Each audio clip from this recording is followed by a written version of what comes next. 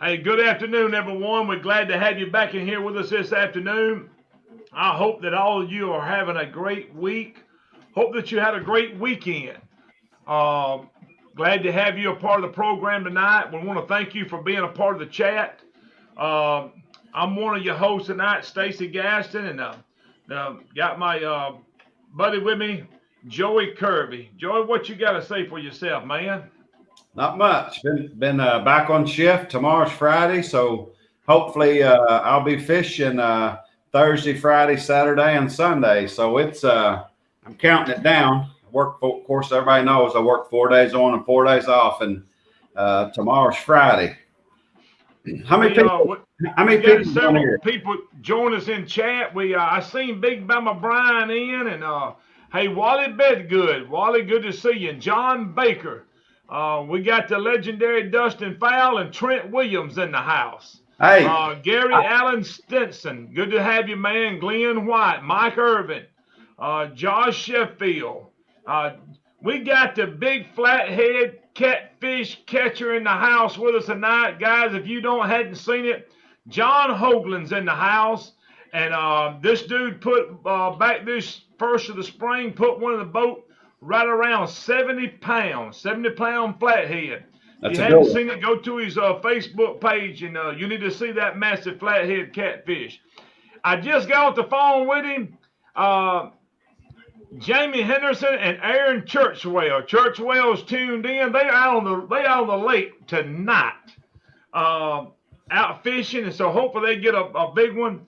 Now, Jamie and Aaron, good to have y'all tuned in. Brad Anderson. I know the chat's flying by so fast, guys. I want to do this tonight as we get started. I know we might not can get to everything. Um, if you have any questions or anything that you would a specific question you'd like to ask, please pop it in chat. And we're gonna make sure we try to get to it. Willie King, good to see you, man. I seen Brian out on the lake. It was Saturday. Matter of fact, he was anchored down over across from me. So hey, good to see y'all. Thank y'all for your support. Steve Stacy with Real Catnappers Rods. He is in the house, guys. If you're looking for a great rod, get a hold of this guy. He's in here with us. Joey, I don't know if anybody kept up with us this past week or not. I'm gonna start with this. Um, we had the opportunity, and it was something. Hey, Matthew Miles, Matthew, I plan on getting them out to you within the next day or two. Thank you, Matthew. Got some white rod holders headed your way, man, and I can't wait to see them on your boat. We had a chance to. We had a trip planned for a couple of a good while now to go out with a guy by the name of Troy Smith. Troy is a guy, a friend of mine who lives local to me. He runs a little country store. He loves the catfish, and man, he's been so tied up with his job and working 6 days a week. And we was able to carry him out, and he was wanting to catch a big catfish. And we had the Lord blessed us that we was able to put one in the boat 40 pounds. And I don't think that I think we caught the one that was 20, couple that was 26. He said that was already top the biggest that he'd ever seen. So it was showing up a blessing to see his expression on his face when that 40-pounder come to the top of the surface and went to cutting up like a new pair of scissors. I know he was excited. Joey, you said when we had the grippers on him, his old hands was sitting there shaking. He was. He was. That's good stuff, Stacy. You know as well as I know.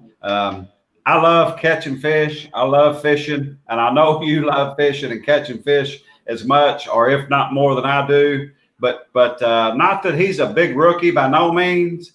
But I really didn't get into a deep conversation with him about his fishing and what his preferences was. But I do know this: he was tickled pink, buddy, when he caught them fish, and you and I both were giving him some grief, but he just he was like a duck, man. That water was just going right over his shoulders, and he just did his thing, and I was happy for him. And I think I don't know what I was more happy with was seeing him catch that big old fish in there, or seeing his eyeballs and his smile light up when he conquered that fear that he's been had problems with his whole life. But that right there, he was cool as a cucumber, and he's a fine fella. I really enjoyed being around him. He's good people. Yeah, man, we had a blast. We get it. Hey, he's tuned in with us here tonight. I hear, Troy man. Smith, Dustin Jones is tuned in. Good to see you, Dustin. Keith Cooley, thank you, my friend. Hey, we Stacey, even got old David Adams in the house. Stacey, let me say this real quick so I do not forget. It's been on my mind for the last couple of days. Chris Badgett, the guy that, or I believe that's how you say the last name, that sent us the plaque. He's been having some medical issues and down in the dumps a little bit, but he's a big supporter of this show. I don't know if he's tuned in or not, but either way, he's a great guy. All of you keep him in your prayers. And there's also a local fisherman here by the name of Damian Clark. He lost a son just the other day, a 15-year-old son. I really don't know the details, but he's a fine Christian fella, and keep him and his family in your prayers. You're going to need them. His name is Damian Clark. So, but yeah, Troy, he don't realize it, Stacey, but he kind of put a dent. Me and him kicked it off great. We got along, we chit-chatted, I liked him, enjoyed being around him, until he called me a Yankee. That hurt. You ain't got over that yet, have you? I'm not gonna get over Joey, it. I can see it. It's on your shoulder right now. It's still on there. It is. It sure is. I enjoyed him, and I look forward to coming down and meeting y'all. And you want to give him a shout out and give him a little advertisement if they're coming through that area, where y'all can find him at, where you can find Rocco's at. Hey, guys, if you're coming through, if you happen to be in rural South Alabama, now you can't find this around you can't find it in Birmingham. You're not going to find it in Montgomery nor Mobile. You got to be in rural Alabama. It's located probably about 15 miles from I-65. You can take 106 and go west, and just about the time you think you're about lost and want to turn around, you're going to be almost there. It's called Rocco's. They are located on 106 West. Hey, I tell him, he's got pizza, he got hamburgers, he got barbecues. You can buy you a Coca-Cola, a candy bar, and get diesel or gas, and sit down in a rocking chair and eat it and aggravate him while you're there. Hey, Stacey, make sure you bring your cooler, because he does sell them grade A, USDA farm grain-fed beef T-bone steaks for $1.45 a pound. Hey, all you can haul. Yeah. I'm sure he gonna have somebody go. Matter of fact, Big Bama Brian's tuned in. Brian will want to stop by that tomorrow and ask him. I promise you, he asks him about them steaks for $1.49 a pound. Oh, but we was all fishing this weekend. It was tough for us. I know a lot of people see the pictures of the fish we catch, but there's numerous hours that goes in to being able to make this right here stuff happen. We happened to get there Thursday, early Thursday morning, and started fishing. And we sort of struggled Thursday. We hit a couple spots, and but Friday, man, we went to one spot, and it was one of them spots I was holding in my back pocket. And I think might have told you, I said, I think I know where some's at. We may hang up every rig we got when we get down there, but I brought plenty of rigs. So if we get home, we're going to go down, and man, we got in them. And Troy was fighting them, boy. I'm telling you, like he was trying to fight bees. He was reeling them in so fast. So we did have a good time. The weather temperature changed on us Friday night. We went to somewhere else Saturday, and I wanted to try to venture out and show Troy some other places and stuff like that. So we did venture out Saturday and didn't catch as many as we had caught that Friday. But man, we had a blast. We did. We did, Yeah. Stacy. I enjoyed every minute of it. Um, it was great. He's good fella. He's a good fella. We started. I tell you what, the people at Pickwick that afternoon that we got ran off. We gave them a concert. We started playing some old country music, and Stacy was dancing, and Troy was over there bobbing his head, and I was in the front wobbling the boat. And we looked like we knew what was going on. We was having a blast. People walking across the bridge and over on the Pickwick north side of the lake was all eyeballs and Gideon at us, but we wasn't playing no games. We was doing it. Hey, Robert Thomas said, "Look, Troy looked tired in a few of them videos."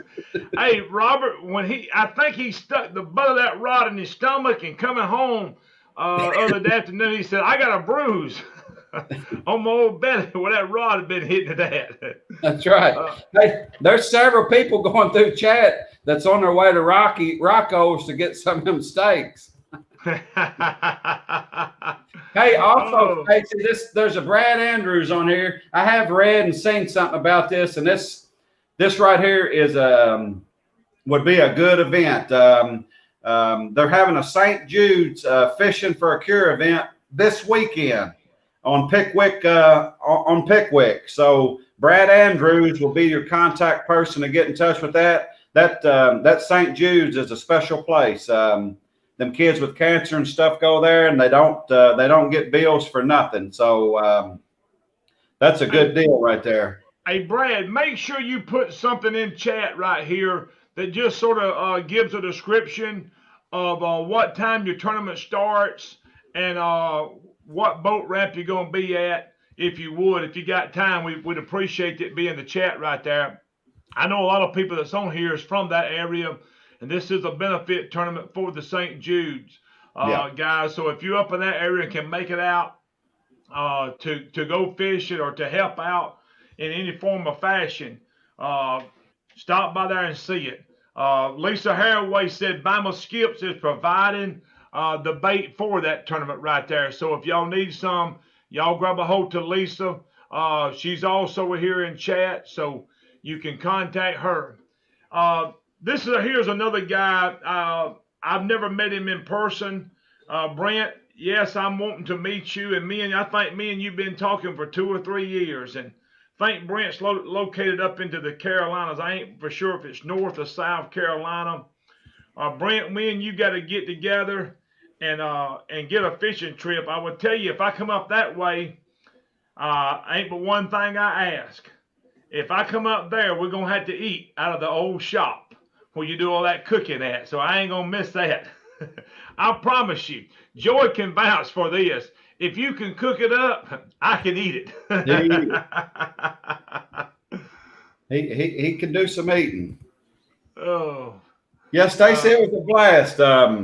He was hey, also rumor has it there might be a new restaurant coming there in right just minutes before Lake Wilson Lake. There might be a new restaurant coming, and one of our big loyal supporters on here, Big Doug Walker.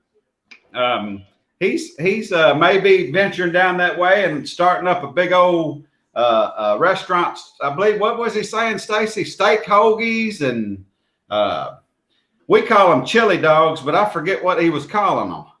He called them chili cronies or something. Yeah. I don't know. I can tell you some right old now, Yankee name for it. Stacey, I don't know. There ain't nothing about no Doug Walker that's a crony, is there? No. Tyson Banks asked this question. Stacy, what is something you do when you're struggling catching fish? One of the things that I do if I've got is start trying to hit a variety of locations, changing depth, going to different and sometimes it's just tough, but that's one of the things that I do is if I'm fishing in 40 foot of water, maybe try to go get in 70 foot of water, and if that don't work, go to 10 foot of water, and if that don't work, look for some tops, look for a lot of debris. One of the things I will say, and I know everybody's probably got their own thing, but one of the things I think that's been the most consistent, in especially when it's tough, is looking for some cover. And sometimes I hate that because I drag some baits and cover some and stay hung up a lot, and I can't hardly stand it. If I got a couple more guys on the boat with me that'll help take care of plenty of boards and pull loose and break off, it makes a big difference. But it seems like, man, even on the tough days, if you can get into some cover, uh, that's something a little bit more consistent. But don't be afraid just to go to jumping around it, and don't just get into something from 40 and go to deeper water. And if that don't work, go to shallow water and just start hitting until you start finding a pattern of where they at. And I will tell you, sometimes you're gonna fish all day, and at the end of the day, you still ain't gonna have a pattern. Stacy, I can answer that question for him too. What Stacy does when we are struggling, he'll get right out in the middle of the channel, and we will drag baits. If we drag this past summer, we drug baits and drug baits and drug baits. And finally, I was sitting there watching the planer boards and stuff, and I heard a splash and looked back there, and he done dove off in the water. So when we're struggling catching fish, I'll speak for him. We'll get in the middle of the river or lake and just pull boards and drag baits. And there's sometimes that's all you can do. And I want to say this: when you're dragging baits, there's a lot of times like that. I try to find the fish. I like to be able to find them on the graph, and sometimes you're dragging, and I go up and down the ledge. I start zigzagging while I'm dragging just to see if they move somewhere or another, or maybe I'm trying everything I possibly can. Just to see, and sometimes it still don't work, guys. I'm gonna tell you. I know you see the pictures and stuff of where we catch fish. There's a lot of days and a lot of hours that put into it that it don't happen. And for one, Joey, I think it was on the day that we carried Braden out. Man, we was on fish there for 2 days and just catching them like there wasn't no tomorrow. Then that one day, I literally, Tyson, I looked at Joey and I said, I don't have a clue where they at. I tell you, I done looked everywhere and done fished and fished and fished for 12 hours and caught 2 fish. But I would say this, as Big Blue Hunter would say, I didn't give up. You just got to sort of stick with it and just continue to go try different things. Yeah. Stacy, also it's good at times like that to have a good stereo on your boat. So just turn that music up. Hey, and also I'll tell you what's more frustrating is when you're dragging baits and you're all over them big old nice arches down there, and they're big old catfish and they won't hit a lick. Stacy, of course, he takes all the big, nice, fresh heads, and I usually follow him back there with a tail or something. So we're mimicking everything out there. That's the most frustrating part, is when you're all in them fish. We drug a couple places this week with Troy past week, and we was all over some fish, but they sure wouldn't hit a lick. And I'm going to tell you, Joey can vouch for me, and Troy can. If you've never been on a boat with me, Mike Presley said it best. I just pray. Lord bless us with a big one. I'm going to tell you, and I'm going to share this. I've wrote it in a post one time before. I'm a man of faith. And I try to make sure I keep a check on that, sometimes. But I'm going to share this because I know I've shared this before. I don't claim to be no great fisherman. There's a whole lot of people out here way better than I am. Catch way bigger fish and catch way more fish than I do. That's right. I just out here trying to do the best I can and just have a good time. That's just what I'm trying to do, and what little bit I do know, I want to share with you guys. And I remember this. I've been doing this for years, and there would be no time that I didn't go fishing, man. That before I go, I'm asking the Lord to watch over me, to protect me, bless me with a good day, and bless me with a good day of fishing. I want to think He said in the book of Mark, chapter 11, He said, whatsoever things you desire when you pray. And so I started also praying my desire to catch a fish, and to catch a big one. And I remember this. This was prior to the Wheeler tournament on Cabela's tournament on Wheeler, where I fished with the Ishcomers. And man, I had up to that time, man, I'd been catching up to probably 2 or 3 months. But prior to that, I'd been catching a lot of fish and probably had an attitude, man. Man, I'm pretty good at this right here. And I hadn't caught a fish, and I really hadn't done very good prior to that. And I won't never forget driving up there, man. I had some praise and worship music on, and the Lord really began to deal with me about my heart, my focus, and it had become more about me. And I got up and I asked the Lord to forgive me for that. And the next day, I realized that's when I caught the 89 pounder, and we won the tournament on Wheeler. And I got back in my truck and I said, Lord, it's only because of you that you have blessed me with what I have. And it's not about my talent, my ability, or nothing like that. It's just strictly the favor of God. So see, that's one thing that's different from me. When people tell me, hey, you ain't no good fisherman, I say, I ain't going to disagree with you on that. But I will agree with you that the Lord has blessed me. And I receive that in Jesus' name. That's right. And the Lord has blessed me. Yes, sir. I'm a witness to Stacy. When we get on that boat, he'll ask the Lord to bless us with some good ones, and most of the time he does. Steve Stacy said, Stacy and Joey, what size weight do you like to drag in low current? Well, this is what I have. I don't have a bunch of different weights. I've got one, and I've got one size. I mean, you can go with a lot of different things. I've got something around 4 ounces is what I've got.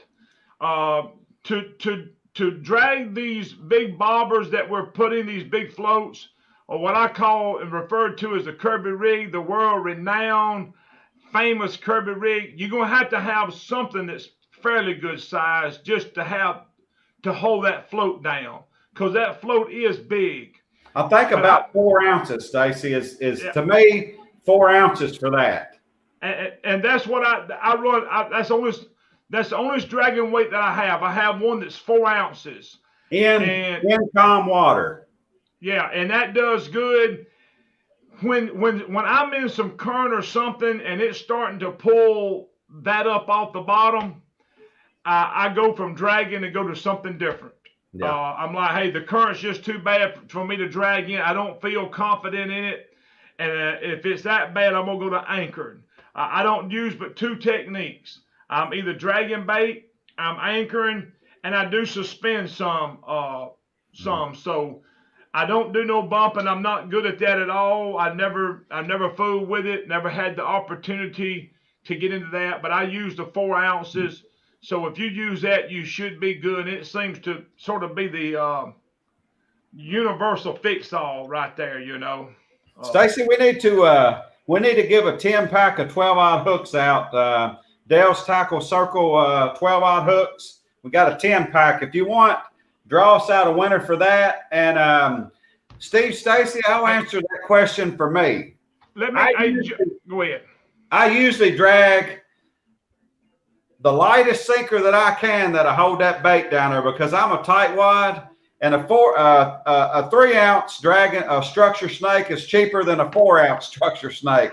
So whatever the least amount that I can use to drag that bait is what I use. Robert Thomas asked this: how fast? Now, I'm going to say this because this is everybody's preference, and I want to address it in this manner, that whatever you're doing, you must have confidence in it. You're not going to stick with it. You're not going to focus and stay with something if you don't have confidence. I have a span of what I drag. I'm gonna drag baits from point 3 to point 7. I'll drag baits at point 3 to 4. In the wintertime when it's really cold, it's at point 3. I hardly ever get over that. Um, this in the summertime when the water temperature is warm, I would drag baits at point 7. Now I know some people they drag them at 9 and 1 mile an hour and a mile and a half. I just don't have no confidence in that. If I looked around and seen my electronics telling me that I was going 1.5 miles an hour, I'm like, throw out drift socks, throw out something, slow us down. We're just going too fast. This past weekend, I was going at 0.5, and that's where I tried to keep it at. And I will also tell you, here's another technique. If you're dragging baits and if you're dragging with the wind blowing, now I don't know how everybody else does it, but I'm still speed conscious. I want my baits to be going at a certain mile an hour.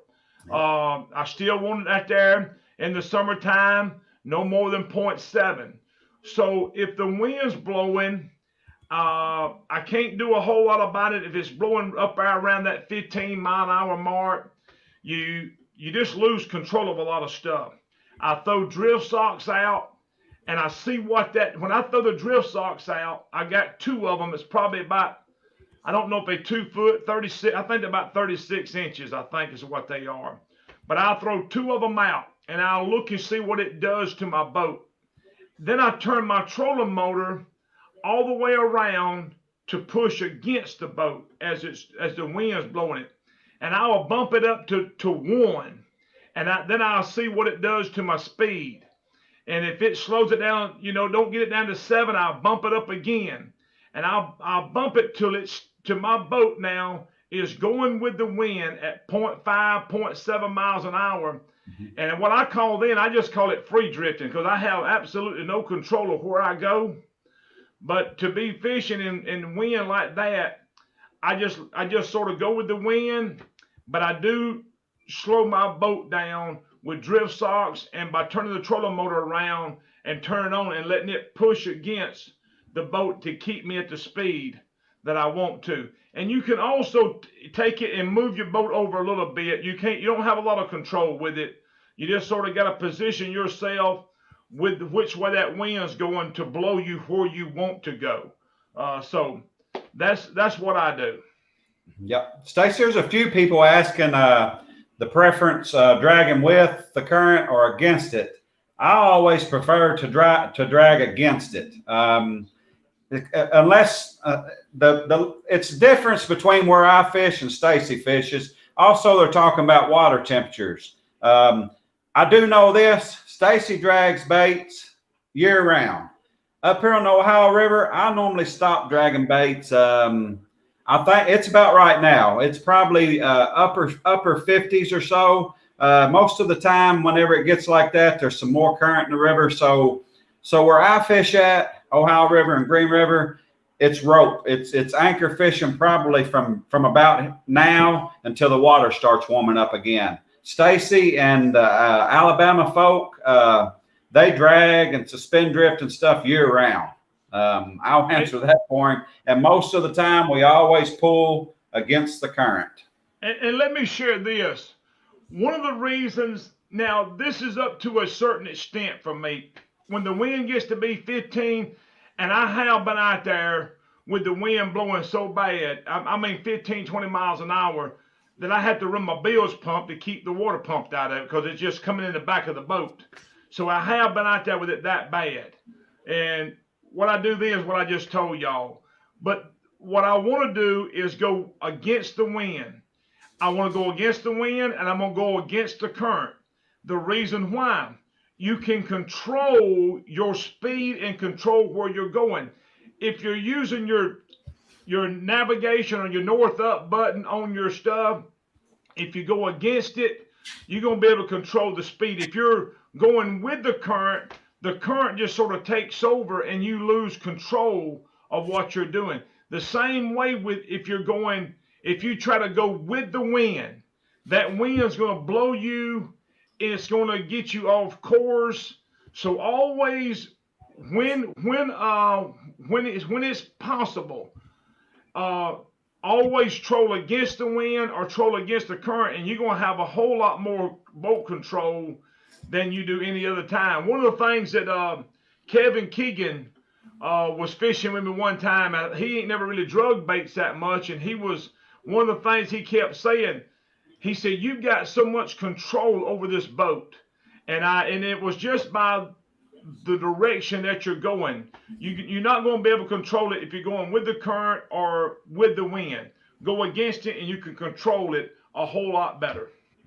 That's a big, big, big key is boat control. It is. That's right there with fresh bait. Especially dragging, pulling boards. If not, just like Chad Bryant said, Stacy, we still do it. That Quandarius, we get that. We got it a dozen times this week, Chad Bryant. And I know Troy was looking at us like, they ain't never going to get this out. Just a few minutes. That's when usually Stacy also kicks into praying. I'll have stuff in my mouth, over my ears, holding it up. And we always manage to get it undone. But boat control is a big, big key into that. Yeah. It is. And guys, for the ones who is just getting started trying to drag baits, guys, do not give up on it. I started trying to drag baits and suspend drift and drag baits probably 2 years before, and I had nobody to teach me. I had nobody to tell me nothing. I remember tying on 1/4-inch pieces of rebar, dragging them down the river, and I would get hung up and hang everything I had up, and I would throw my stuff down and go back to anchor fishing. But I didn't give up. I just didn't know what I was doing, and I was trying to figure things out. And that was one of the things why I wanted to be able to come on a show and be able to share with you what I've done. And it was just through trial and error that I learned how to do these things right here. So if you get hung up, you're going to get hung. One of the things I've also tried to do, guys, I do drag over debris on the bottom. But if I see treetops down there, I do not drag through them. Yeah. You're going to get hung. Right. And if you got 6 rods and reels out, there's a great possibility you're going to hang all 6 of them up. So I always try to make sure that I'm not dragging through big treetops. Dragging across debris on the bottom, you're gonna make it through the majority of it. If you got some good dragging weights and get your bait up off the bottom, you're gonna make it through the majority of it. But you're not gonna make it through a whole treetop. That's right. And somebody told me one time, said, how you dragging baits? I'm getting hung up in all these treetops. I'm like, you gonna get hung up in them treetops. Yeah. I don't drag through the treetops. I do either suspend on them or anchor and fish back in them, but you're gonna hang up in them. Stacy, I think another key for somebody that really hadn't drug baits much, that would probably help a lot. I think we've talked about it before. Is if there's a section that you're wanting to drag that's 100 yards long, start 120, start another 20 or 40 yards back, and go ahead and get your drift stuff going. Get your boat control started before you do anything. Then start as you're starting your drag. Start throwing your stuff out. That way you're not just at a standstill throwing it out there, because if that happens, you're going to lose control of what's where. So if you just get going, like set your mark, how you're going to go ahead and start that. And then especially the ones that don't do it much, because if you don't, it'll test your patience. So go ahead and get started and sling them out there, and then it's home free. Steve Stacy put this on here. I did find that when started dragging, that if you was hanging up too much to lighten your weight, and Yep. because I used to drag with 6 ounces, and I found out that when I went to fours, that it does, you're not going to hang as much. So really and truly, the lighter you can drag, but with keeping your bait down, the better you are going to be. I agree. Don't be trying to drag baits with no 7 and 10 ounces of weight unless you just got to. But try to keep it as light as you can. And what I use is somewhere around 4 ounces, and that's tops. Yeah. And Chad Brown also, Chad's right. A lot of times, Stacy and I, when we're dragging, there's nothing better than seeing them rod tips bow over a bit and pop up. Because to me, most of the time, that's where they're at. Find that structure, not tree tops, but that structure, that rough bottom and stuff. Find you a good drifting rig that don't get hung up a lot. Use the lightest weight, and you want them rods, that action. To me, and a lot of times if you get hung up, just like Chad Bryant said, you can lift your rod up and give it a little slack, and a lot of times that bobber, whatever rig you use, come undone. A lot of times that dragging weight, when you're dragging, it gets foul behind something. It just gets caught on it. And I'm telling you, when you get hung, just don't grab your rod and go to snatching on it. Yeah. Most of the time, it's just that weight has done got caught in something. Just flip your reel, give it some slack, and just pop it a couple of times, and you're going to be amazed how many times it comes loose. Yeah. And if you just sit there and just pulled on it, you'd have broke it, and actually just give it a little bit of slack, and that thing just jumped right over whatever it was behind. Yeah. Stacy, a lot of times you don't unless you just drag something crazy. You can drag all day long and not lose a rig. And literally, me and Stacy's both got ours undone probably 15, 20 times before and not lost a rig. Now, you drag over a trot line or drag over a 40-foot tall oak tree down there that looks like that's Christmas tree. Yeah, you can't. You just ain't. That ain't gonna happen. Period. But don't be scared to get down in there amongst them. That's for sure. Especially with that crazy bottom. Yeah. Hey, Joey, I've got a guy here with the winner of the Dale's hooks. I hope he ain't got off our show yet. Let me pop his name here in this banner right here so everybody know who he is. And I'm going to pop it up here. See if you see any other questions here in chat. Go ahead and draw 2 names, Stacy.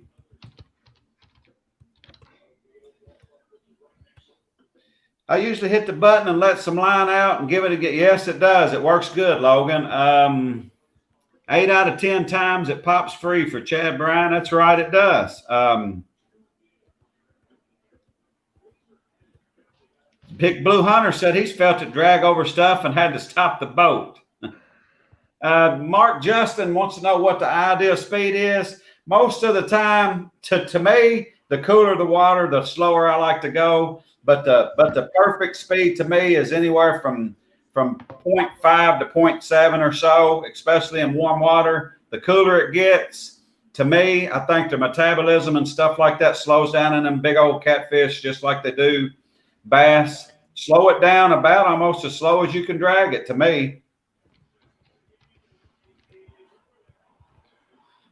Boat position. Right. Here's the second name right here that we got, and I'm Gary Miller. If you would contact us or contact me or Joey, and we'll make sure we get the information to you. And the other guy here, Joey, is Casey Taggett. So Casey, you can contact either me or Joey right here, and we'll make sure we get the information. And both of these are giveaways to Dale. Is that right, Joey? Go ahead and give away a set of pliers now. Dale, is Dale tuned in? We just giving it away. Hey, I've been talking to KK, Dale's wife, and she told me just do what I wanted to do. So that's what I'm doing. Yeah, Tony, it is a nice hat, man. It's getting some sweat stains and stuff all over it, but this right here is my lucky catfishing hat. I appreciate that, buddy. Thank y'all. Hey, also, while he's drawing a name, I'm going to let the cat out of the bag. I got a special phone call this afternoon. I think Matthew Miles was the first customer of them, but SmackDown Catfishing.com has been blowed up with people wanting white rod holders. Well, Stacy's he's come through with just about every color people's asked for. So let me tell you all this. There is a limited, and it's not your normal limited. It is limited. While they last, some white SmackDown rod holders is on the website tonight. Check them out. If you got a white boat, if you want some white ones, you better get them while the getting's good, because they won't last long. I guarantee it. But get on there. If nothing else, get on there and check them out. They're going to be the cat's meow. All right, Joey, the winner of the pliers right here is this guy right here, Jimmy Gann. Okay. So Jimmy, you make sure you contact us on Facebook. Let us know you're the one of the pliers right there, and we'll make sure this stuff right here gets to you. Casey Tack, what were they? The winner of a hooks and stuff.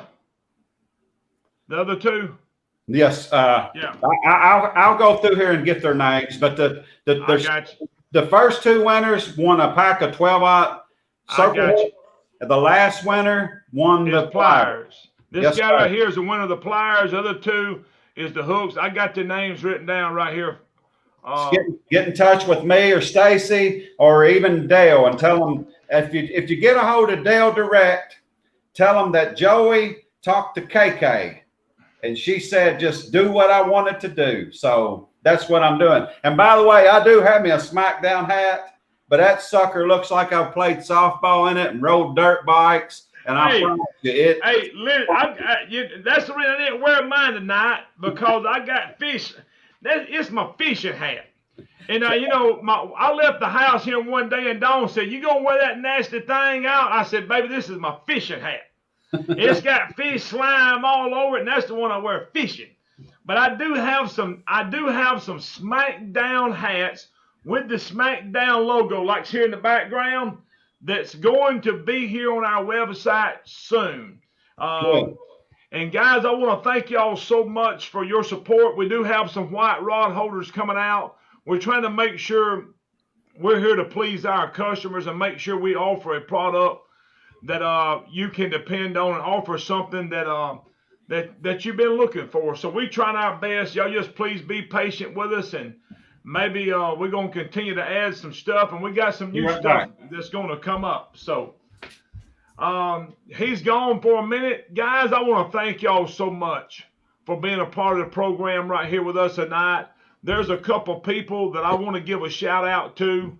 One of them is Dale's Tackle, and these are people that have helped us out tremendously.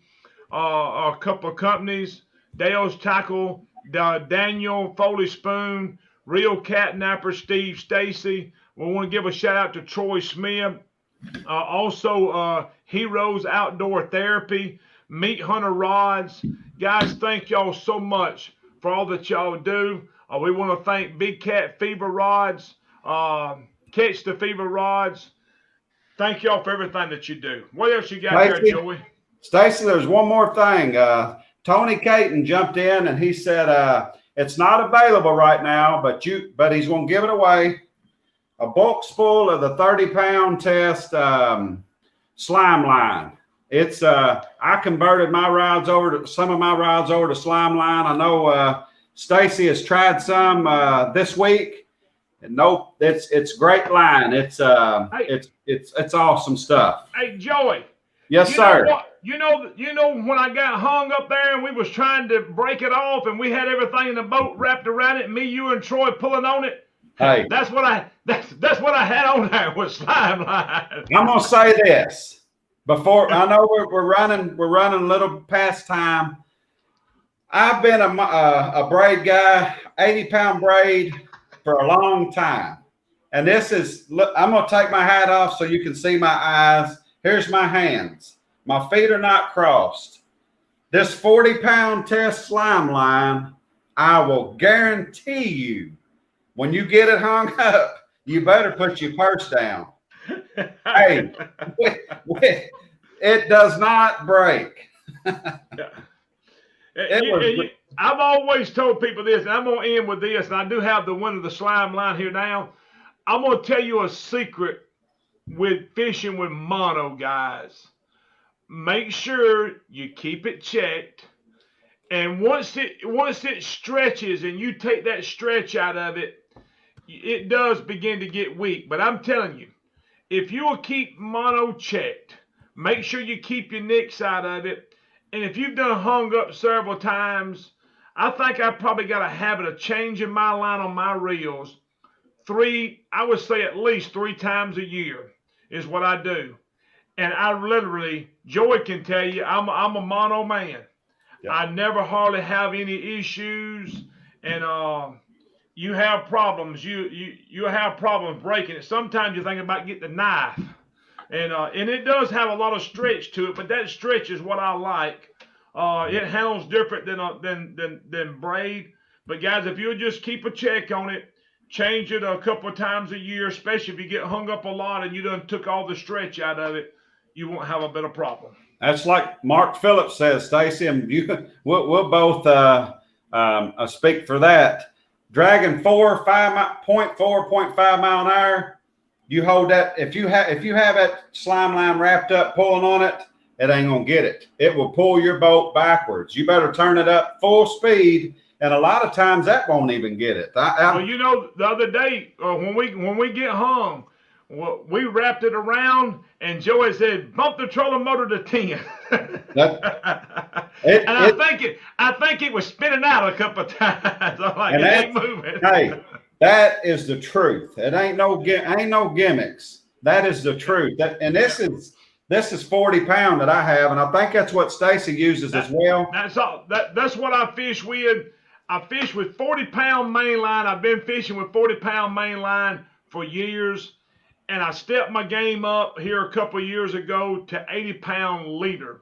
And when I went to 40-pound main, 80-pound leader, I've had absolutely zero issues.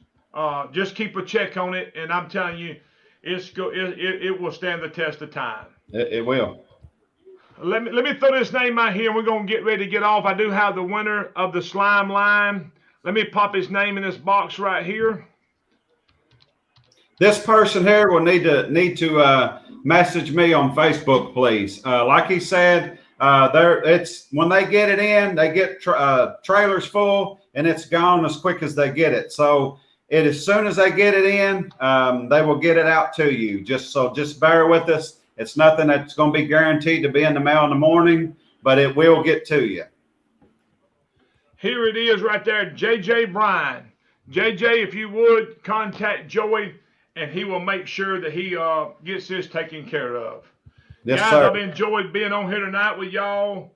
We do Gary Miller, Dale's Tackle 12-aught hooks, Casey Tackett, Dale's Tackle 12-aught hooks, Jimmy Gann, Dale's Tackle Pliers, and JJ Bryan is the winner of the slime line. Guys, y'all contact us. Again, we want to say thank y'all so much for tuning in with us. God bless you. What else you got to say before we get off of here tonight, Joe? Stacy, just one more time, I would like for everybody to keep the folks here in prayers, especially Damian Clark and his family. It's going to be a rough few days for them, and especially a hard, rough 2 days. And then just keep them in your prayers. Like I said, he's a faith-filled fella, and he is I know I'll speak for him. He'd appreciate all the prayers that he could get. Like I said, his family's going through some tough times. So just keep him in your prayers. Yes, sir. Yes. Guys, again, thank y'all for being tuned in with us. May the Lord, he's heard our request this afternoon. The Lord says, make your request known to him. We've lifted up a couple of guys this afternoon, a couple of families. And Lord, we pray, God, that you move mightily in behalf of them families in Jesus' name. God bless you. May a hedge of protection be upon you and upon your family. And y'all have a blessed week this week. Remember, tight lines and SmackDown Catfishing, baby. We love y'all, and be tuned in here with us next week at the same time. God bless you.